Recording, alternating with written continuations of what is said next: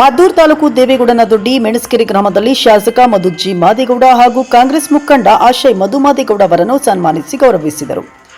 ದೇವೇಗೌಡನದೊಡ್ಡಿ ಮೆಣಸ್ಕೆರೆ ಗ್ರಾಮದಲ್ಲಿ ಶ್ರೀ ಕಾರ್ಕಳ್ಳಿ ಕೃಪಾ ಪೋಷಿತ ನಾಟಕ ಮಂಡಳಿ ವತಿಯಿಂದ ಆಯೋಜಿಸಿದ್ದ ತವರಿನ ತಮ್ಮ ಸಾಮಾಜಿಕ ನಾಟಕ ಕಾರ್ಯಕ್ರಮದಲ್ಲಿ ದೇವೇಗೌಡನದೊಡ್ಡಿ ಮತ್ತು ಮೆಣಸ್ಕೆರೆ ಗ್ರಾಮದಲ್ಲಿ ವೈದ್ಯಕೀಯ ಮತ್ತು ಇಂಜಿನಿಯರ್ ಪದವೀಧರರ ತವರೂರು ಸನ್ಮಾನ ಕಾರ್ಯಕ್ರಮದ ಅಧ್ಯಕ್ಷತೆ ವಹಿಸಿ ಶಾಸಕ ಮಧುಜಿ ಮಾದೇಗೌಡ ಅವರು ಮಾತನಾಡಿ, ಉದ್ಯೋಗ ಪಡೆದಂತಹ ಯುವಕರು ಗ್ರಾಮದ ಅಭಿವೃದ್ಧಿಗಾಗಿ ಶ್ರಮಿಸಬೇಕು.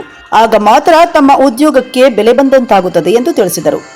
ನಮ್ಮ ಭಾರತಿ ವಿದ್ಯಾಸಂಸ್ಥೆ ಪ್ರಾರಂಭವಾಗಿ 62 ವರ್ಷಗಳಾಗಿದೆ. ಈ ಭಾಗದಲ್ಲಿ ನಮ್ಮ ಸಂಸ್ಥೆಯಿಂದ 2.5 ಲಕ್ಷಕ್ಕೂ ಹೆಚ್ಚು ವಿದ್ಯಾರ್ಥಿಗಳು ಪದವಿಯನ್ನು ಪಡೆದು ಹೊರಹೋಗಿದ್ದಾರೆ.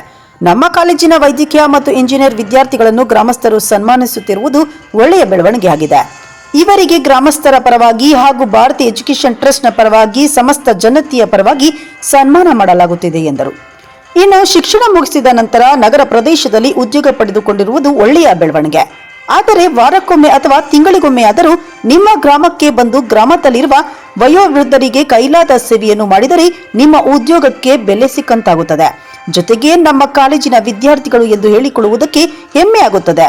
ಈ ಕಾರ್ಯಕ್ರಮ ಇತರೆ ವಿದ್ಯಾರ್ಥಿಗಳಿಗೆ ಪ್ರೇರಣೆಯಾಗಬೇಕೆಂದು ತಿಳಿಸಿದರು. ಈ ವೇಳೆ ಶಾಸಕ ಮಧುಜಿ ಮಾದೇಗೌಡ ಹಾಗೂ ಕಾಂಗ್ರೆಸ್ ಮುಖಂಡ ಆಶಯ್ ಮಧು ಮತ್ತು ಗ್ರಾಮದ ಹಿರಿಯರನ್ನು ಸನ್ಮಾನಿಸಿ ಗೌರವಿಸಲಾಯಿತು. ಈ ಸಂದರ್ಭದಲ್ಲಿ ತಾಲೂಕ್ ಪಂಚಾಯಿತಿ ಮಾಜಿ ಸದಸ್ಯ ಬಿ ಗಿರೀಶ್, ಮದ್ದೂರು ಅವಿನಾಶ್, ಗ್ರಾಮ ಪಂಚಾಯಿತಿ ಸದಸ್ಯರಾದ ಕೆಂಪರಾಜು, ಎಂಕೆ ಮಹಾದೇವು, ಗ್ರಾಮದ ಮುಖಂಡರಾದ ರಾಜೇಗೌಡ, ಬಿ ಬೋರಯ್ಯ, ಎಂ ರಾಜಪ್ಪ, ಚಿಕ್ಕಮೊಗ್ಗೇಗೌಡ, ನಾಡಗೌಡರ ಸೋಮು, ಕಾರ್ ರಾಜೇಗೌಡ, ತಮ್ಮಣ್ಣ, ಲಾಯರ್ ಬೊಮ್ಮೇಗೌಡ, ಕುಳ್ಳೇಗೌಡ, ಸಚಿನ್, ಬೋರೇಗೌಡ, ಬಸವರಾಜು, ಸ್ವಾಮಿ ಸೇರಿದಂತೆ ಹಲವರಿದ್ದರು. ಭಾರತೀಯ ವಿದ್ಯಾಸಂಸ್ಥೆ ಪ್ರಾರಂಭವಾಗಿ 62 ವರ್ಷಗಳು ಆಗಿದೆ. ಈ 62 ವರ್ಷಗಳಲ್ಲಿ ಈ ಭಾಗದಲ್ಲಿ ನಮ್ಮ ಸಂಸ್ಥೆಯಿಂದ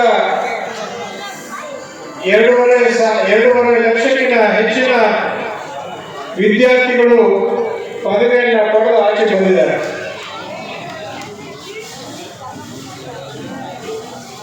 ಅದರಲ್ಲಿ ಸಾಕಷ್ಟು ಜನ ಇವತ್ತು ವೇದಿಕೆ ಮೇಲೆ ನೀವೆಲ್ಲ ಕೂತಿದ್ದೀರಿ, ಪದವಿಯನ್ನು ಪಡೆದಿದ್ದೀರಿ. ನಿಮ್ಮೆಲ್ಲರಿಗೂ ಕೂಡ ಮತ್ತೊಮ್ಮೆ ಅಭಿನಂದನೆಗಳನ್ನು ತಿಳಿಸ್ತಾ, ಸಂತೋಷ, ತಾವೆಲ್ಲರೂ ಕೂಡ ಡಾಕ್ಟರ್ಗಳಾಗಿದ್ದೀರಿ, ಇಂಜಿನಿಯರ್ಗಳಾಗಿದ್ದೀರಿ. ಆದರೆ ನಿಮ್ಮ ಊರನ್ನು ಯಾವತ್ತೂ ಕೂಡ ಮರಿಬೇಡಿ. ನಿಮ್ಮ ಊರಿಗೆ ನಿಮ್ಮ ಸೇವೆ, ನಿಮ್ಮ ಸಹಕಾರ ಯಾವತ್ತೂ ಕೂಡ ಬೇಕಾಗ್ತದೆ.